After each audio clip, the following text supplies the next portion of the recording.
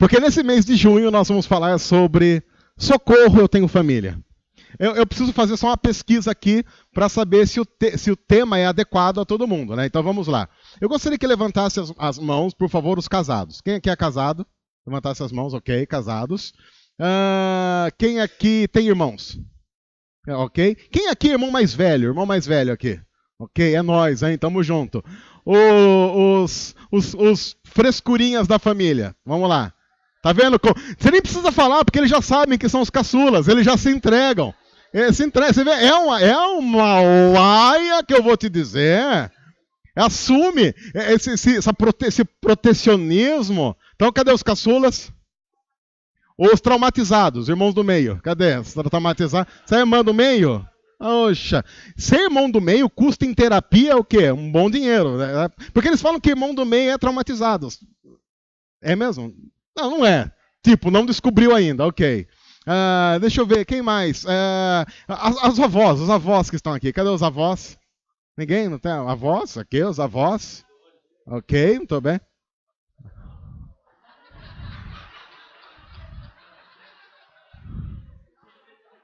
Avô. O avô e a avó é quem tem neto. Só para ficar assim, para explicar. Dorival, tá complicado, viu, Dorival? Você não tá.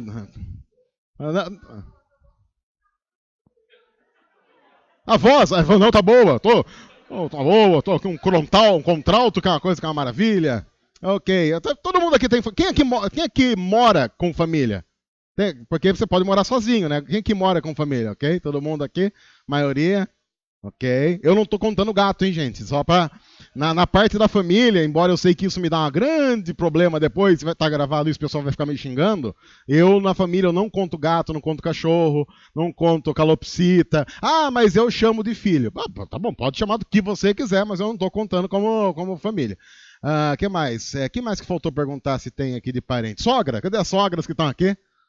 Daquela vergonha, aquele momento, eu não vou me entregar agora para esse papel vergonhoso, e por aí vai. Eu sei que temos aqui algumas irmãs que estão aguardando a hora. É assim que fala? É aguardando a hora que fala? A boa hora, aguardando a boa hora, né? Você vê, a Yara está sentada no lugar certo, agora a Adriana já está no lugar errado. Porque não podia contar que a Adriana está grávida, tu ficou sabendo semana passada, mas está, e está sentada lá no último degrau da arquibancada. Então vamos ficar aqui, nós como igreja, responsáveis para que isso não aconteça mais, tá ok? Então no próximo domingo a Adriana chegou, você não deixa ela subir. Se ela pedir licença, fala, não, então fica aí a dica. Eu estou dizendo tudo isso porque família é uma coisa assim, é uma coisa extremamente abençoadora e extremamente complicada. Como família é complicado. As nossas grandes brigas são em família. Família tem a capacidade de nos tirar do sério. Absurdamente nos tira do sério. E nós vamos falar sobre isso. E nós vamos tentar nesse mês ver de novo o que a Bíblia fala sobre família. E olha, desde que nós começamos aqui a nossa igreja, todas as vezes que a gente fala sobre família, os nervos ficam à flor da pele, as pessoas querem bater na gente, reclamam, ficam mandando e-mail, mandando mensagem. Mas você falou aquilo, mas você não conhece a minha família. Olha, a sua família pode ser complicada, mas ela é complicada como a família de qualquer um. As pessoas são complicadas. Família tem a capacidade de ser o lugar onde nós mais somos abençoados e nós mais somos amaldiçoados. A família tem a capacidade de ser um ambiente extremamente acolhedor e um ambiente extremamente angustiante. Família tem a capacidade de ser aquele lugar para onde nós almejamos voltar. E também tem a capacidade de ser aquele lugar onde a gente não vê a hora de sair.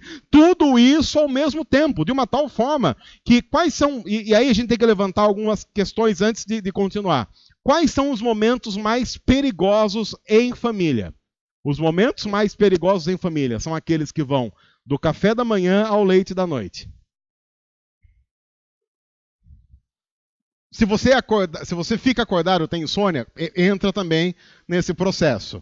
Algumas pessoas falam, enquanto está dormindo não tem problema. Depende de com quem você está dormindo. Se ele ronca, tem problema, porque você está numa crise por causa disso e por aí vai. Então, nesse mês, nós vamos falar sobre algumas coisas sobre casamento. Primeiro, nós vamos falar hoje sobre o pré-wedding. Daqui a pouco nós vamos explicar isso. Depois, nós vamos falar sobre o tema quando a lua de mel acaba. O que eu faço quando a lua de mel acaba? Porque a lua de mel acaba. Algumas pessoas perguntam assim para mim, quando acaba a lua de mel? A lua de mel dura, depende muito de casamento, mas aí de 2 a 3 dias. Eu tenho uma função na família? Se tenho, o que a Bíblia diz a respeito da minha função na família? E o último tema desse mês de junho vai ser Meu Filho Manda em Mim. Nós vamos falar sobre aquelas famílias muito lindas em que o reizinho de 4, 5, 6, 7, 12 anos manda na casa e os pais ficam com aquela sensação de que eu não dou conta do meu lindo filho. E nós vamos falar sobre o porquê que isso acontece. Então nós teremos um mês de fortes emoções. Algumas coisas importantes a dizer, que eu quero dizer desde já. É missa encomendada? Claro que é. Eu não vou ser louco de fazer uma série numa igreja que eu sou pastor se eu noto que não há nenhum problema nessa área. A gente vai ficar um mês falando do nada para nada. Então, se você está aqui pensando assim, ele deve ter visto alguma coisa que eu postei no Facebook sobre isso. Sim, vi. Provavelmente eu vi. Eu não vou conseguir lembrar o que eu vi, mas eu vi. Provavelmente ele está fazendo essa série porque aquele dia a gente sentou para conversar. Muito provavelmente. Ele fez essa série e o tal tema ele pensou exatamente em mim. Muito provavelmente sim. E aí a gente está abençoando que eu pensei em você e estamos espalhando isso para toda a comunidade. Torça apenas para que no dia eu não cite o seu nome como o propagador daquela mensagem, tá ok? Então, se você de alguma forma se sentir assim incomodado por alguma mensagem pensando, puxa, essa mensagem é para mim, o que você tem que fazer? Mudar de igreja? Não, se converter. E assim a gente continua caminhando tranquilamente em direção ao que Deus tem para nós. Outra coisa importante, eu sou casado há 17 anos, e mais 5 anos de namoro, eu e a Débora já estamos juntos há 22 anos. Então, é claro, você vai notar que muito do que eu conto sobre uma família, eu estou dando um testemunho pessoal, tá ok? Então, não se esqueça que aquele que vos fala é casado, tem filhas e por aí vai. Eu vou aproveitar, de manhã a Débora estava dando aula, e aí eu pude falar algumas coisas que não estavam gravando. Então, algumas coisas que eu falei de manhã, eu não vou poder falar hoje à noite. Mas há alguns irmãos, há muita gente da banda, tá, eu vou falar porque eu não tenho medo mesmo. Eu vou falar que eu não tenho medo. Se vocês apoiarem, eu vou falar. Vou falar agora. Meu amor, eu te amo. Eu falo mesmo, eu não tenho limites. Vamos falar sobre pré-wedding. O que é o pré-wedding? Pré-wedding é uma coisa que inventaram para você gastar mais dinheiro antes de chegar à época em que você está gastando muito dinheiro. Pré-wedding é basicamente o momento que você faz uma... É mais conhecido como uma sessão de fotos ou vídeo que você faz todas as fotos e os vídeos que você já vai ter que fazer no casamento. Então, é uma forma de você gastar mais dinheiro. Se você trabalha com isso, desculpa, mas você sabe que é uma forma de gastar mais dinheiro para poder aproveitar esse momento que a pessoa já está gastando dinheiro, já está com a mão no bolso. Mas nós vamos falar sobre como é que cristãos lidam com o pré-casamento. Porque se a Bíblia diz que foi Deus que inventou família e casamento, então a preparação para um momento como esse tem que ser algo muito especial, principalmente se você quer ser um bom cristão ou uma boa cristã. Mas antes, para ajudar você, muitos aqui... Quem aqui está pensando em casar? Quem aqui pensando em casar? Ok? Olha aí, poucas pessoas assumindo. Eu noto que há mais solteiros no ambiente, hein? O que foi? Olha! Eu esqueci que era para deixar para o final essa pergunta. Nós temos um pedido de casamento a ser feito agora? Não. Então, de novo, a pergunta... quem aqui está pensando em casar? Eu não estou falando pensando em casar daqui 2 meses, mas pensando em casar. Pode ser tipo assim, um dia, quem sabe. Alguém pensando em casar? Ok? Aí se você está aqui com seu namorado, seu noivo, você já sabe onde é que você está se enfiando, né? Porque se ele não levantou a mão, fica a dica. Bom, vamos lá. Eu quero ajudar você que está pensando em se casar, você que já passou pelo casamento há pouco tempo. Eu fiz um levantamento de quanto custa casar, o nosso pré-wedding aqui. Então, eu fiz um levantamento assim, vários sites, e eu disse de manhã que vocês devem muita coisa para mim, por eu ter feito essa pesquisa. Por quê? Porque você sabe que se você faz pesquisa no computador, depois você fica recebendo propaganda dessas porcaria. E agora fica abrindo meu Facebook, é vestido de noiva, é dia da noiva. A pessoa que abriu meu Facebook vai falar, nossa, pastor, que linda de noiva. Bom, eu fiz uma pesquisa, e a pesquisa é assim, ó. Festa de casamento para 200 pessoas, nem tão barata, nem tão cara, tá ok? Eu só estou dando um preço aqui só para você ter ideia do que nós estamos falando sobre o pré-wedding e o que as pessoas se preocupam no seu pré-casamento. Por exemplo, cartório. Se você vai casar, você vai lá para o cartório, você vai gastar de 500 a R$1.000, ok? Mais ou menos isso, dependendo da situação mais, dependendo da situação menos, mas aí de 500 a R$1.000. Igreja. Se você não é membro de uma igreja que tem um templo que você pode casar e pegar de graça porque você é membro, você vai ter que alugar uma igreja para casar. Né? Então, igreja, se você escolher igreja, tem de R$1.000 a R$7.500 o aluguel da igreja. Tem mais caro, por exemplo, tem uma igreja no Rio que tem uma fila de espera de 5 anos e o aluguel é R$20.000. Então tem mais caro, mas vamos pegar aqui a média. Eu fiz uma média aqui, sei lá, você vai pegar de 1.000. Porque é igreja ali, cerimônia, 40, 50 minutos, mirzinho. Convites. Convites é uma coisa assim que vai desde o convite xeroxe até o convite feito por calígrafo. Então, os calígrafos, caro que eu vou te dizer. Convite, você pode gastar, tem assim, tipo de R$2,50 por convite a R$180 por convite. O de 180 é do calígrafo, que eles indicam para você dar só para os padrinhos. Ok? Então é mais ou menos isso. Mas a média para uma festa, 200 pessoas, 200 convidados, você vai gastar com convites R$3.000, mais ou menos. Vestido da noiva. Vestido da noiva é um negócio complicado. Porque vestido da noiva você tem de tudo quanto é jeito. O negócio complicado, o vestido da noiva. Meu Deus do céu. Eu não sei como é que vocês conseguiram, meninas. Mas vestido de noiva você tem, assim, considerando first rent, que em português significa primeiro aluguel. Desculpa, Brasil, mas é que eu tô com esse negócio de nada muito over. Você viu que eu tô mesmo assim com esse linguajar, que é uma coisa. Depois de uma semana pesquisando sobre festa de casamento, você se sente estranho. Tô pensando em assistir Friends essa semana. Bom, vestido da noiva vai de 3.000 a 15.000. Mas eu achei um de 80. O de 80 é um esplendor. Maravilhoso. Olha, irmãs.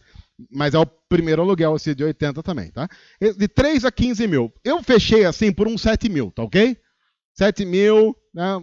É um preço que... Daí eu fui perguntar para algumas irmãs, falaram assim, razoável. Falei, pô, razoável? Bom, então tá bom. Buquê. Porque você tem que pagar o buquê também. O buquê é aquela coisa que eles põem na sua mão quando você vai entrar no corredor e põe na sua mão de volta quando você vai voltar para o corredor. Porque você não consegue ficar segurando aquilo, porque aquilo pesa muito, aquele incômodo. Se você ficar com aquilo, você vai ter cãibra no casamento. Mas o buquê, R$200. Terno do noivo, não precisa. Bife... Por que não precisa? Porque se o noivo não for, ninguém nota. Então o noivo, o que você faz para casar? Põe um sapato, uma calça, uma camisa... e um terno e tá tudo beleza. Não vai comprar noivo, ninguém vai lembrar de você noivo. Você é totalmente dispensável. Bom, buffet. Buffet já é complicado. Buffet é uma outra coisa que eu vou te dizer. Porque você tem desde coxinha a salgados de não sei, pincelados com não sei o que de ouro. Aquelas coisas, eu vi uns salgados lá que eu falei, eu não sei como é que come isso. A gente põe na boca e faz o quê? Ora, tipo, Senhor, agora faz a tua obra. É um negócio estranho. Mas o buffet é por pessoa, tá? Então você tem desde os buffets assim, mais, como é que eu diria? Mais simples, de R$50 por pessoa. E tem gente que fala assim, nossa, esse de R$50 por pessoa vai servir o quê? Geralmente eles servem água com gás, dolly, e no final eles não dão bem casados, eles dão derby pra você fumar, uma coisa assim. Que é uma coisa horrível. R$50 até... Tem mais caro, tá? Mas assim, um dos mais caros que eu vi é R$350 por pessoa. Esse de R$350 é bonito, hein? Olha, eu vou te dizer, tem cada coisa que a gente não sabe o que é, uma mais bonita que a outra. Eu fiz uma média, eu fechei aqui o de R$100, porque eu achei um de R$100 legal. Tem um de R$100 que eu vi. Hã? Tá caro o de R$100? Tá bonito aqui. Tá bonito. Tem uns salgadinhos legais, tem a quibe. Coxinha, risoca. Não, uma coisa, hein? Uma crítica que eu quero fazer aqui pública. Em nenhum deles eu achei a melhor coisa de casamento do mundo. Batata na conserva. Porque é a melhor coisa de casamento. Saudade do casamento de infância, que tinha aquelas tias que fazia batata na conserva, colocava naqueles negócio lá negócio de tomar banho. Né? Você sabia que seu primo tinha tomado banho num dia, no dia seguinte a sua tia colocou as batatas lá na conserva. E é uma coisa, bacia. E aí elas pegavam com aquelas escumadeiras assim, a batata, e colocava no prato de papelão. As 2 primeiras batatas você comia limpa. A terceira já vinha com um pedaço de papelão. Aquilo é gostoso, gente, mas não tem mais. Você vai gastar em buffet uns 20 mil reais, mais ou menos, numa festa para 200 pessoas, a uma média de 100 reais por cabeça. Decoração, cerca de 5 mil. Decoração simples, hein? Porque você tem decoração com flores do Sri Lanka, por exemplo. Aí, flores colhidas ao pé do Himalaia. Aí você vai gastar uma fortuna. Se você for alugar o espaço da recepção, mais ou menos 5 mil. Foto e vídeo, cerca de 3 mil. DJ, conhecido como DJ, mais ou menos 1.200 reais. Aí você fala assim, eu não quero DJ, eu quero uma banda. Então, banda é um negócio assim. Tem banda de 2 mil. Mas é um risco. É um risco, porque eles não vão tocar vando. Geralmente a banda de 2 mil, ela é assim, especialista em Ludmilla. Se é que você me entende. Então, assim, porque eu falei assim, vamos fechar uma banda de 2 mil. Tinha um irmão aqui, de manhã, que toca em banda de casamento, ele fez assim, tipo, bobinho. Então, eu falei, mas então a banda de 2 mil a gente fecharia por quanto? Ele falou, vai uns 4 aí. Falei, então vai uns 4 aí.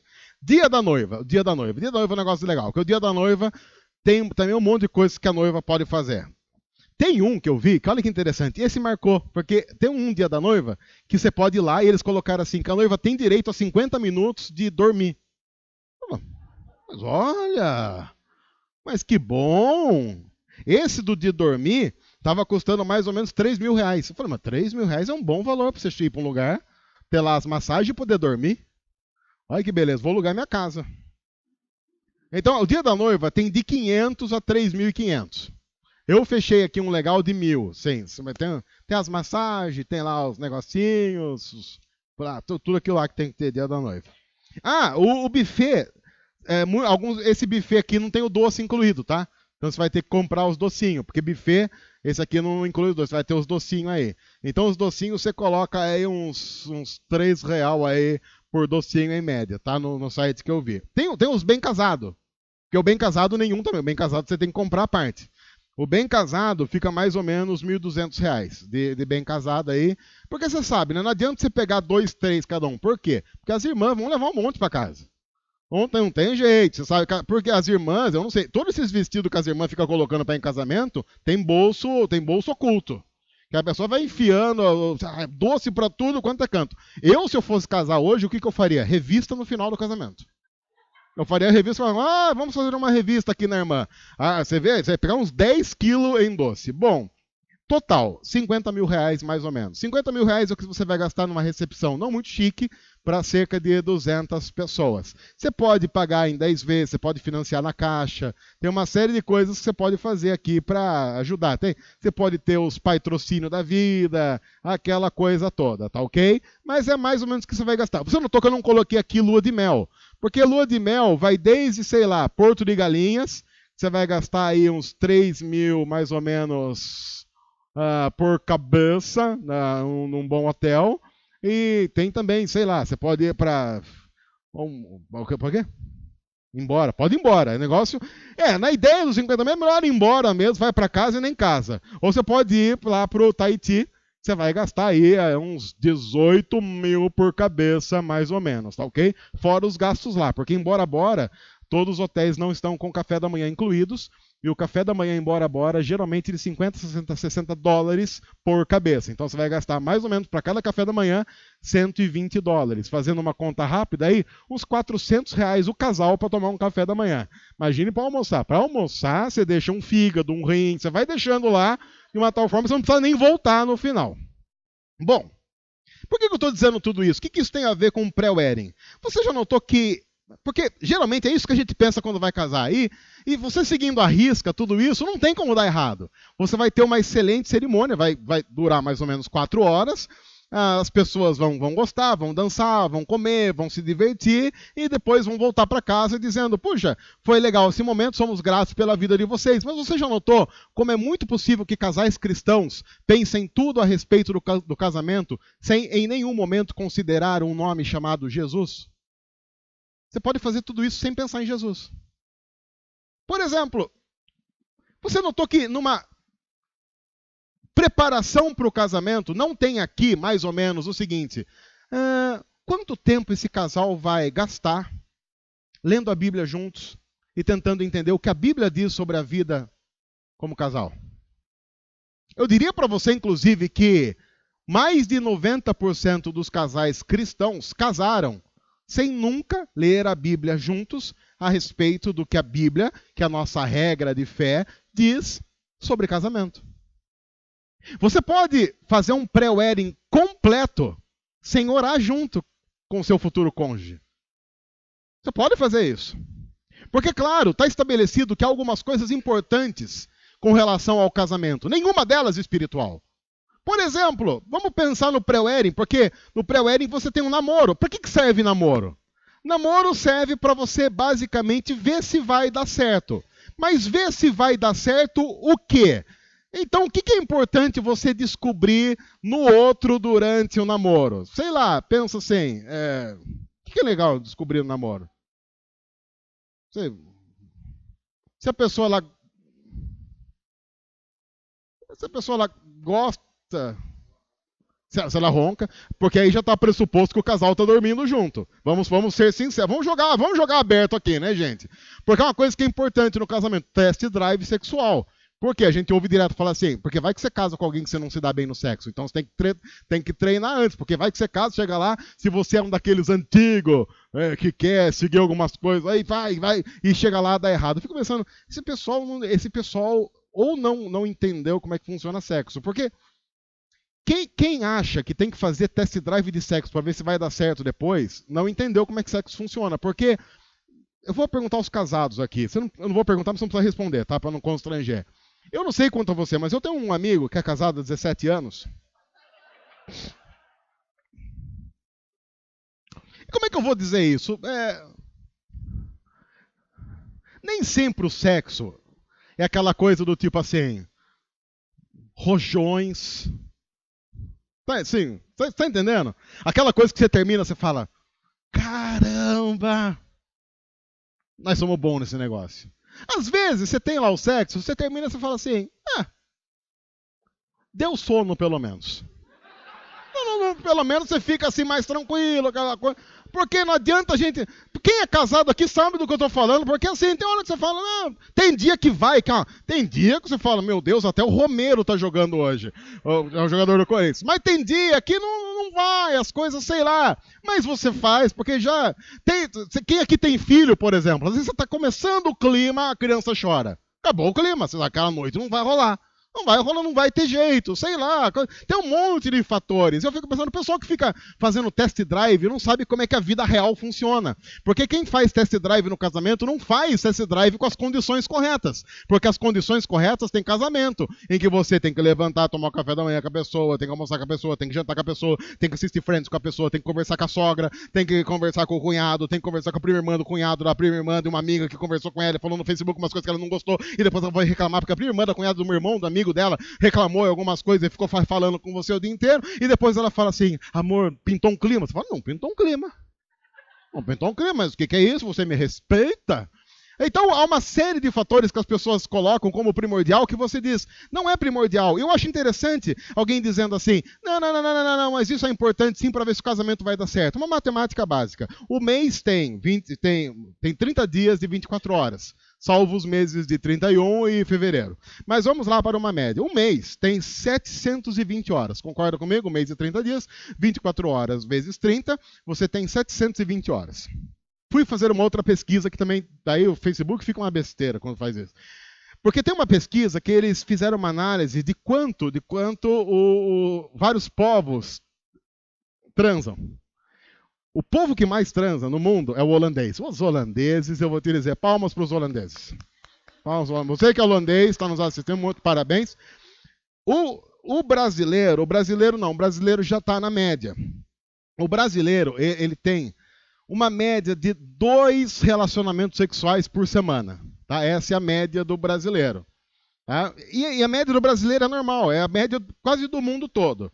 É mais ou menos assim, fim de semana e quarta. É mais ou menos a média. O brasileiro, ele tem cerca de 8 coitos no mês. Coitos. 8 no mês. O que dá uma... Assim, só que tem uma coisa interessante. São 720 horas. E aí nessa pesquisa tem o tempo, a duração. Por que eles fazem essas pesquisas, né? O cara fica lá, falando, atenção, a hora que terminar dá um grito, hein? Tipo... Aí, o brasileiro, o relacionamento sexual do brasileiro dura mais ou menos 18 minutos. 18 minutos, mas é a média. Eu diria assim, a do fim de semana vai por uns 30. E a da quarta-feira, se é antes do futebol, 5, 6 minutos mais ou menos. Aí você tem lá o brasileiro. Então, veja só, o mês tem 720 horas.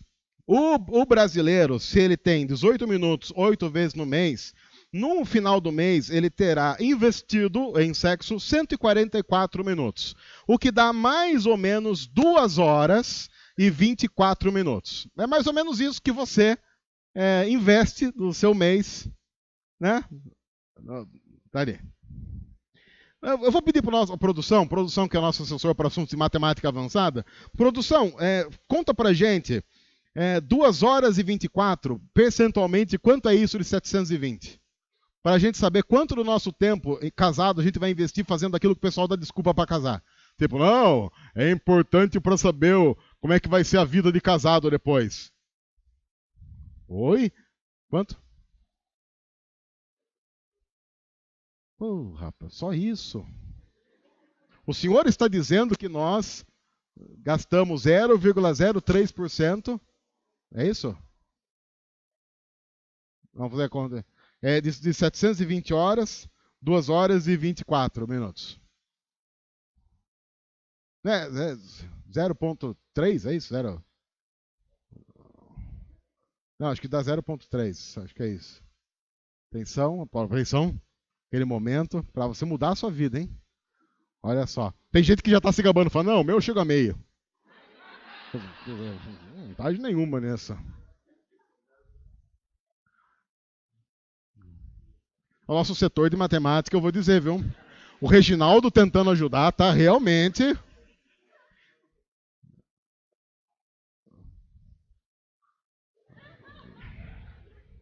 Bom, o Reginaldo estava discordando, porque está casado há pouco tempo, ele estava discordando. Não, eu discordo. Vamos conversar sobre isso daqui 2 anos, Reginaldo. Bom, mas vamos lá. É engraçado porque muitos casais cristãos no namoro só pensam em sexo. Que vai dar bem menos de 1% da sua vida como casado depois. Bem menos. E falando como alguém que é casado, o sexo depende de todo o resto. De todo o resto.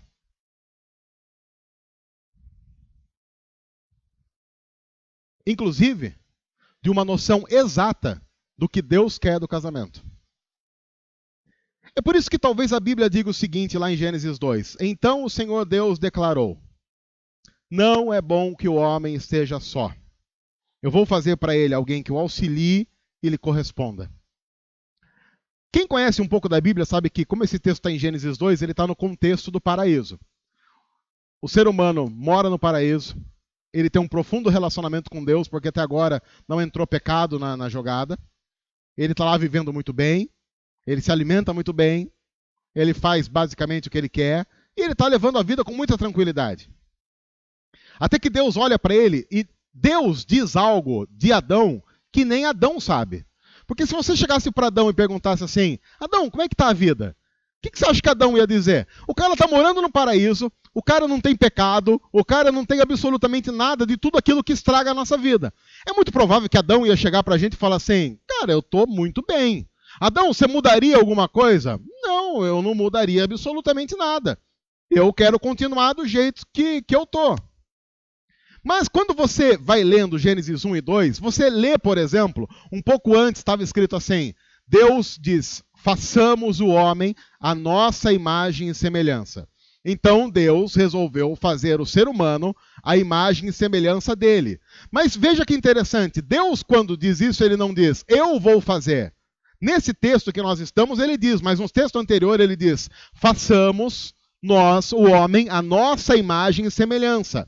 Por quê? Porque Deus sempre existiu em comunidade na Trindade. O Deus Pai, Deus Filho e Deus Espírito Santo. É por isso que Deus diz, nós vamos fazer o homem à nossa imagem e semelhança. E uma das coisas principais de Deus que acaba caindo no ser humano dentro dessa imagem e semelhança, a necessidade de um igual para quem se relacionar. Tanto é que Deus olha para Adão vivendo sozinho e Deus então diz algo que aparentemente não é muito normal. Não é bom que o homem esteja só. Não é legal. Provavelmente Adão diria, não, tá bom demais. Mas Deus vai dizer, não, não está. Porque vivendo do jeito que você está vivendo, você não está conseguindo refletir plenamente quem eu sou. E o segredo da vida não é viver bem. O segredo da vida é refletir quem Deus é e, a partir disso, ter uma vida agradável a Deus. É claro que na cultura em que nós estamos inseridos, tentam vender pra gente a ideia de que se você mora bem, você é feliz. Adão mora bem. Adão mora no lugar chamado paraíso, jardim do Éden. E Deus está dizendo, não está bom do jeito que está. É muito possível morar no melhor lugar do mundo e mesmo assim ter Deus dizendo a seu respeito, não está legal. A vida que você está levando não é uma vida de acordo com o que eu quero. Aí então Deus diz, eu vou fazer para ele alguém que o auxilie e lhe corresponda.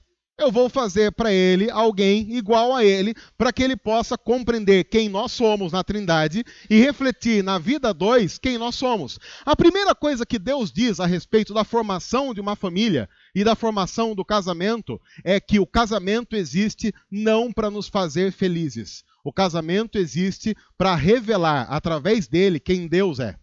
É por isso que um dos grandes problemas dos casamentos e dos pré-weddings de hoje é que eles não pensam a respeito de Deus, eles pensam a respeito de si mesmos e então vão construindo um castelo de areia que tem a ver apenas com eles mesmos. Então eu quero casar para ser feliz, eu quero casar para sair de casa, eu quero casar para poder fazer sexo sem culpas, eu sou de uma igreja um pouco mais tradicional, eu quero casar para no futuro, sei lá, ter filhos, eu quero casar para que no futuro, mais futuro, eu tenha netos, bisnetos, possa ter uma enorme família, e Deus nunca está na conta.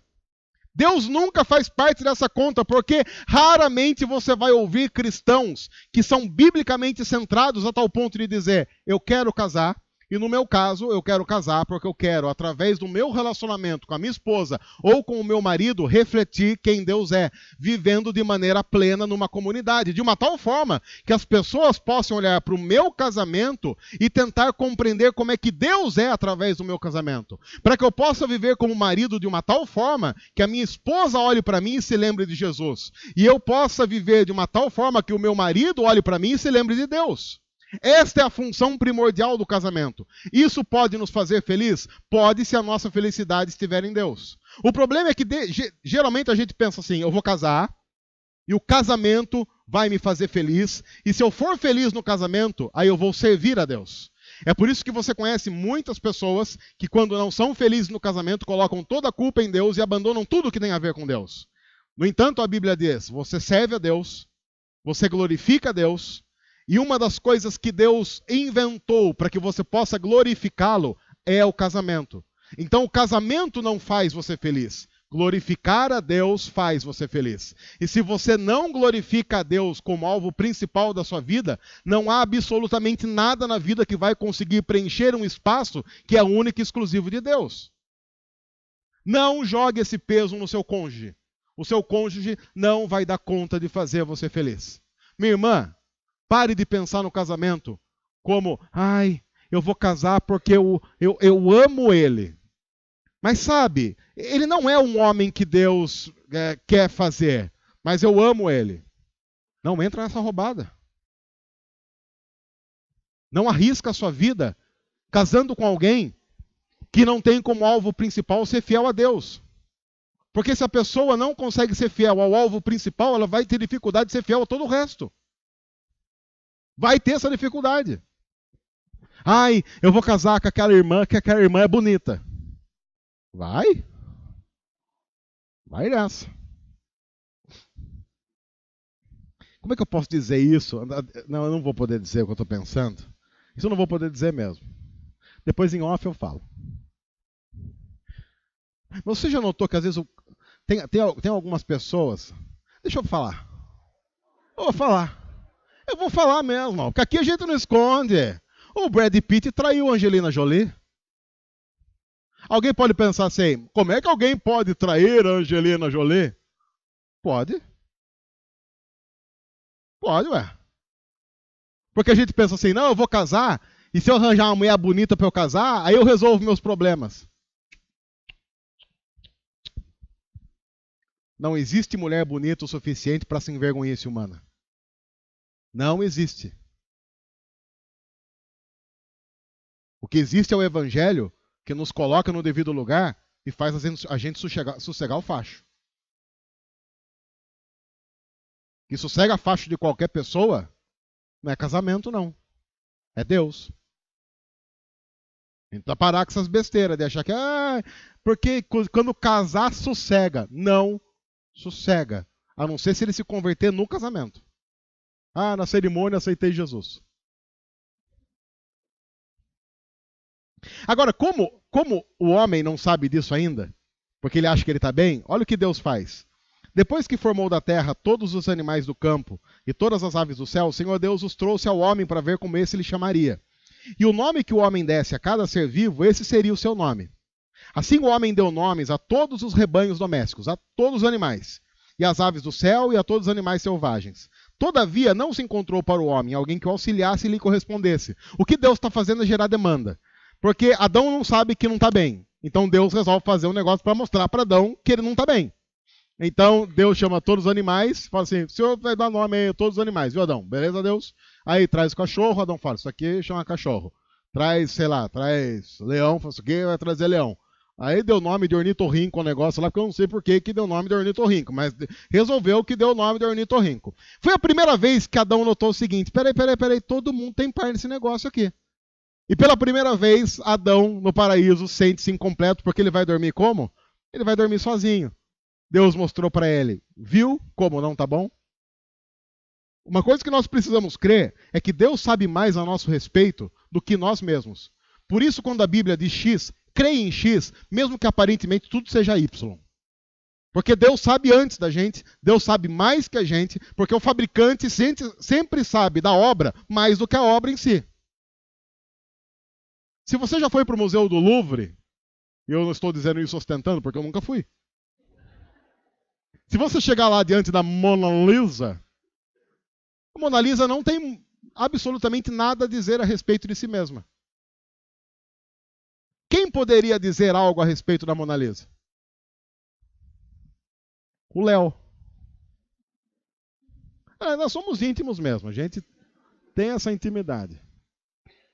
A gente nunca vai saber se ela está sorrindo ou se ele está sorrindo, para o que ela está olhando, quem é aquela mulher. Nós vamos conjecturar a respeito, porque a única pessoa que poderia dizer tudo sobre aquela obra é o autor da obra. Você pode ter o maior estudioso de Mona Lisa do mundo, ele não vai ter todas as respostas, porque ele vai dizer, o autor, que é quem poderia dar todas as respostas, já morreu e não deixou todas as respostas. A diferença de nós, como seres humanos, é que o nosso autor deixou as respostas. O problema é que nós, como obra, achamos que sabemos mais de nós mesmos como obra do que o autor que fez todas as coisas. E o texto continua. Então o Senhor Deus fez o homem cair em profundo sono. Eu gosto de sempre dizer isso, irmãs. Irmãs, parem de brigar com a gente. Deus deu pra gente, homens, um profundo sono. Parem de brigar com a gente por causa disso. Veja só. De uma tal forma que enquanto Adão dormia, Deus fez o quê? Tirou uma das costelas dele. E ele não acordou. Você pode tirar uma costela de um homem enquanto ele está dormindo. Não é o barulho no vizinho que vai nos acordar. Não é má vontade, é sono que Deus deu. Ok, irmãs? Amém, homens? Muito obrigado.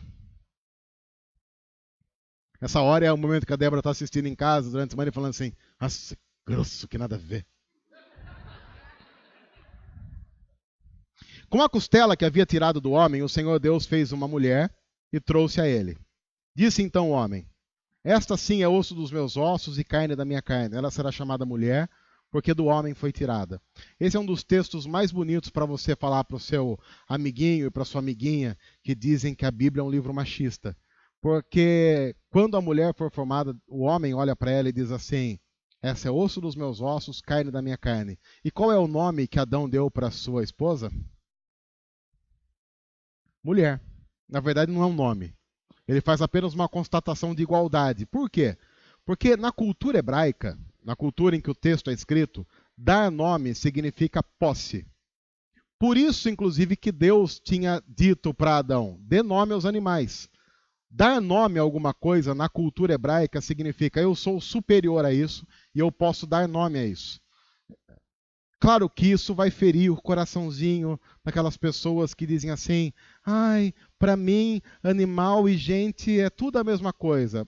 Para você pode ser, para a Bíblia não é, porque Adão deu nome aos animais, numa clara demonstração que Deus estava dizendo, animal é animal, gente é gente, cada um no seu lugar, é vida que segue. Ai, mas eu trato o meu cachorro como filho.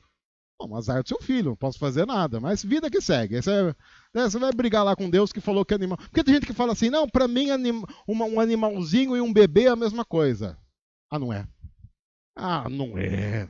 Mas tudo bem, eu tenho 2 filhas, pode ser minha percepção apenas como pai de 2 filhas. Mas vamos voltar, porque aí você vai brigar com Gênesis 2, que na cultura hebraica Deus falou assim, pode dar nome aos animais, porque você é superior aos animais, você manda nos animais, não pode fazer o que quiser, tem que fazer o que eu falei que vai fazer com os animais, mas é superior.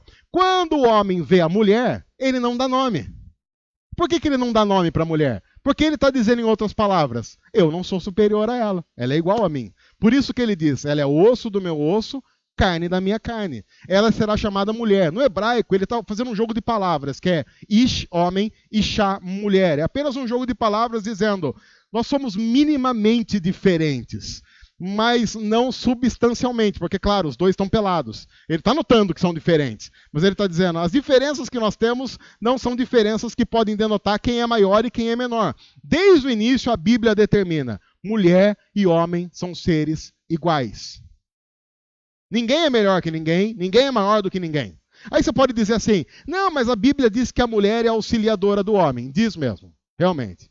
E tem muita mulher que diz assim, ai, é ridículo dizer que a mulher é auxiliadora do homem. Então, você só tem que lembrar que em Gênesis, em Êxodo, em Salmos e em muitos profetas e também no Novo Testamento, várias vezes Deus diz, eu sou o seu auxílio, eu sou o seu auxiliador. Nós várias vezes cantamos, Deus é o nosso auxílio, Deus é o nosso socorro presente. Quando Deus diz para a mulher que ela vai ser auxiliadora, ele está dizendo, eu gostaria que você assumisse um papel que é meu.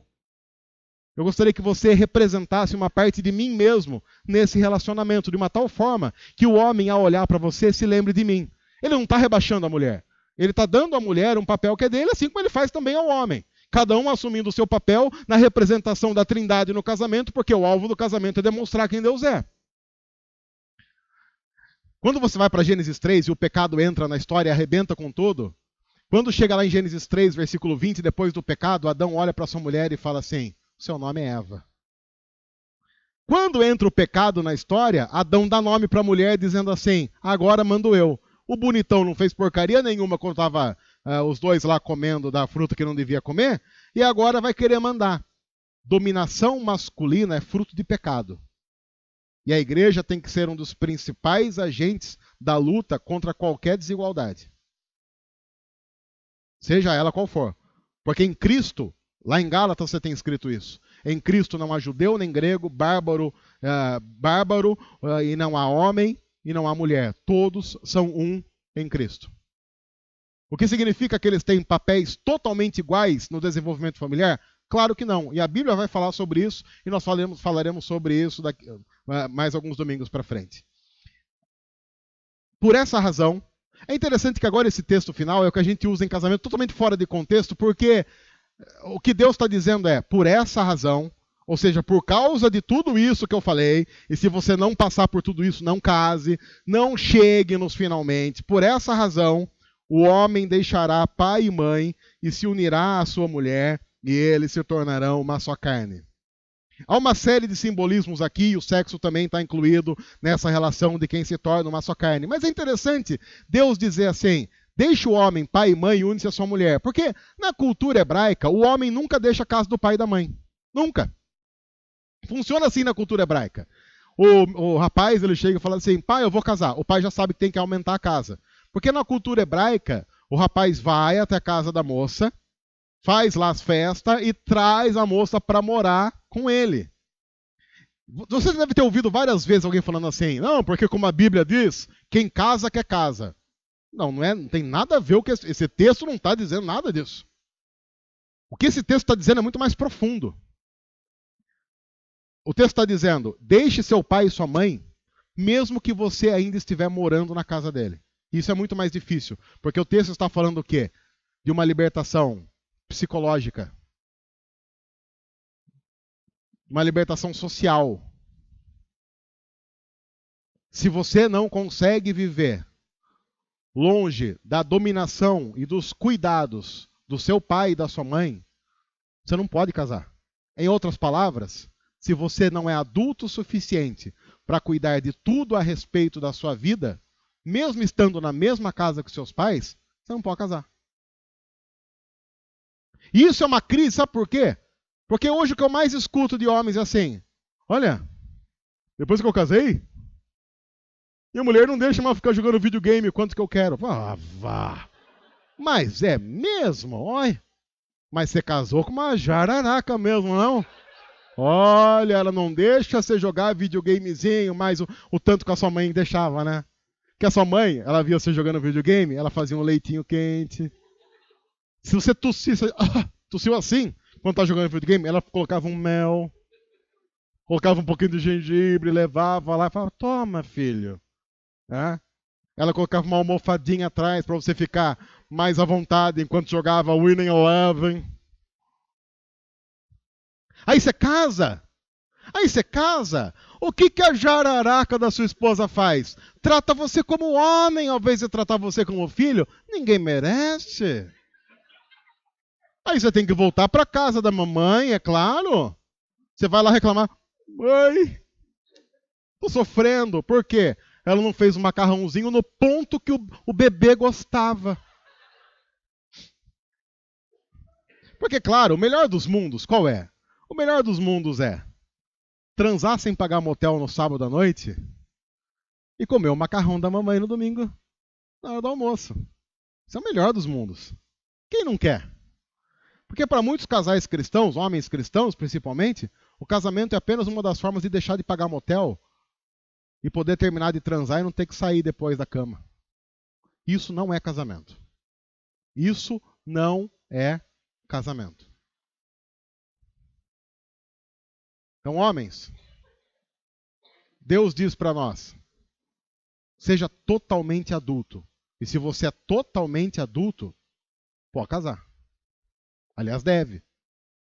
Se você não é totalmente adulto, não entra nessa roubada. E minha irmã, uma palavra para você.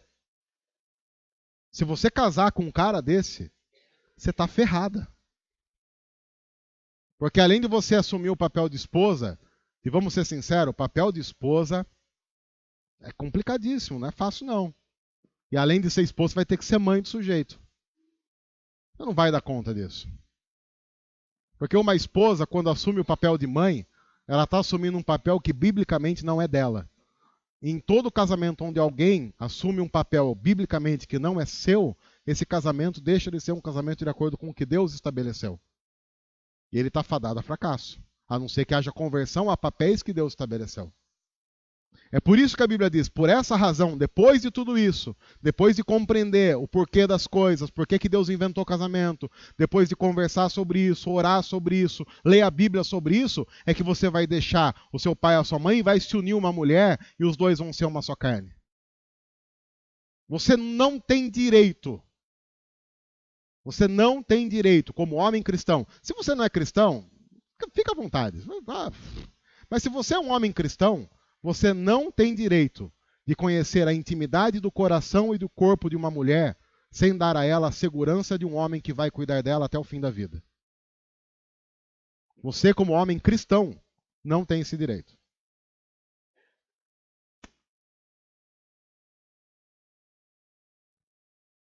Ah, você está dizendo só para homens? Estou. Estou dizendo só para homens, porque a Bíblia, que muitas pessoas dizem que é machista, traz muito mais peso no relacionamento conjugal e familiar ao homem. Inclusive lá no Novo Testamento, diz assim, os homens é que vão ter que apresentar as suas esposas diante de Deus. As esposas não vão ter que fazer isso, mas os homens vão. Porque não se esqueça, a sua esposa tem um pai. E eu não estou falando do seu sogro, eu estou falando do nosso Deus. O homem e a sua mulher viviam nus e não sentiam vergonha. Uma das coisas que mais me assusta em aconselhamento matrimonial é quando, depois de casado, alguém chega e fala assim, tenho dificuldades em gerir a minha conta. Oi? Gerir o quê?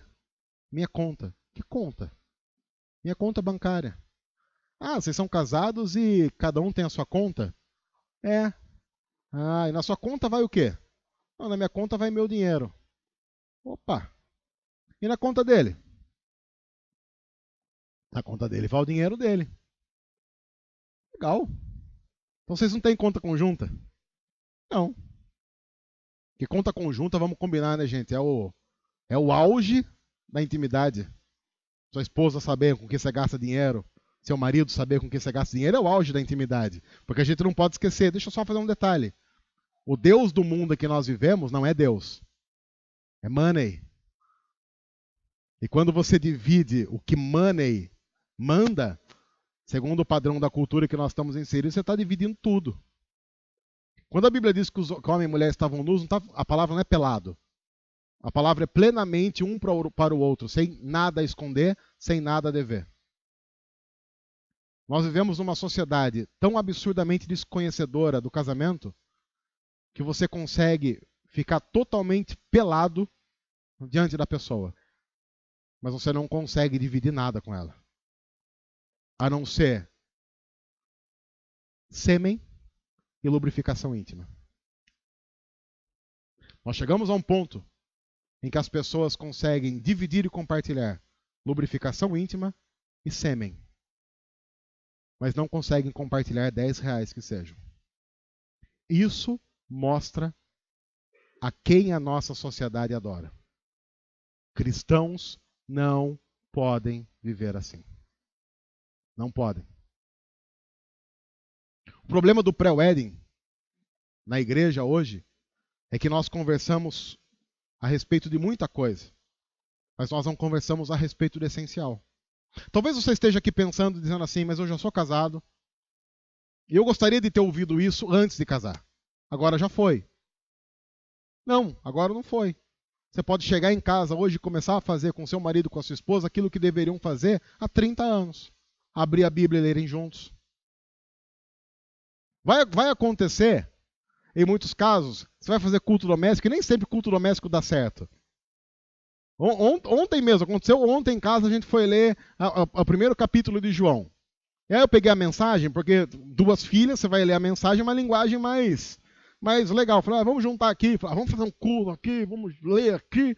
Vamos ler o primeiro capítulo de João, vamos começar a ler João em família. No versículo 12, a Júlia dormiu. Aí, tá bom, vai fazer o quê? Dormiu. Aquele que é a vida e a palavra. Como ela não conseguiu compreender muito bem os conceitos filosóficos por trás dele é a vida, ele é a palavra, ela resolveu falar, vou dormir mesmo. Nem sempre as coisas funcionam como você pode dizer, todos vamos ficar em pé. Não, estamos em família, deita, dormiu, tá bom. Aí acordou hoje e falou, ei filha, você dormiu com o papai lendo a história, né? E ela, dormiu. E provavelmente se for virar um João 2 hoje, já vai dormir de novo. Mas que seja. Então você consegue fazer hoje o que deveria fazer há 20 anos. A Bíblia está aí. Você consegue orar em família, está disponível, é de graça. Até agora não taxaram imposto. Então aproveita enquanto não taxar imposto. Daqui a pouco vem imposto sobre oração. Leu quantos versículos? Lei 3. Vai pagar imposto de 3 versículos. Enquanto não faz isso, aproveita, porque é uma coisa legal que Deus inventou pra gente. O problema do pré-wedding é que a gente falha no pré-wedding, falha no wedding e falha no eternamente wedding. E vai falhando. No entanto, Deus olha para os nossos casamentos e quer restaurar os nossos casamentos. E se você vai casar, Deus quer abençoar o seu casamento. Deus quer abençoar o seu relacionamento. Deus quer abençoar a forma como nós criamos filhos ou não criamos filhos.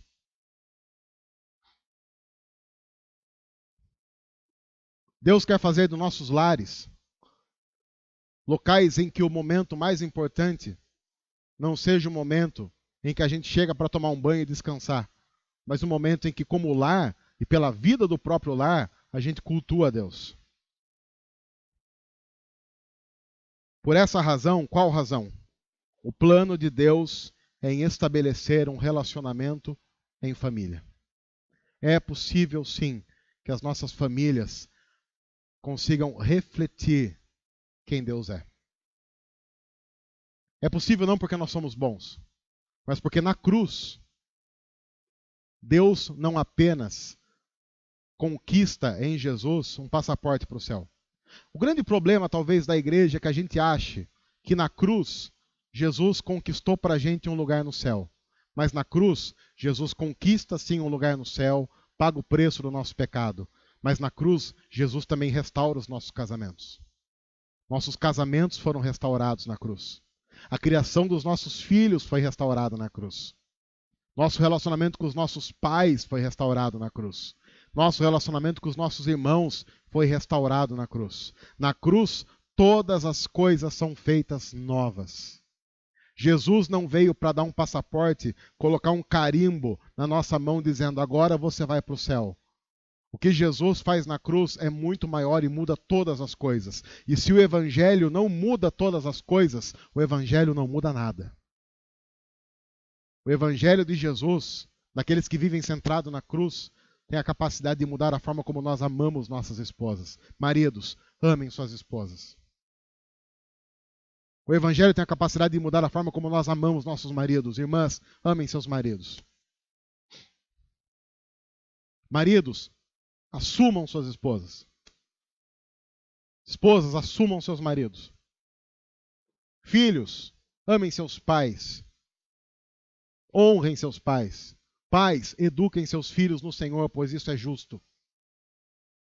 A Bíblia diz que nós não devemos irritar os nossos filhos, e no contexto em que isso está escrito, está dizendo que a melhor forma de nós irritarmos os nossos filhos é não ensinando para eles a forma correta de viver segundo a palavra. E aí vai chegar um dia que a lua de mel acaba. Porque sim, há momentos ruins no casamento. E o que fazer quando eles chegam? E aí a gente vai conversar sobre isso na semana que vem. No entanto, eu quero deixar 2 desafios para você que está aqui, para você que está nos assistindo ou nos ouvindo.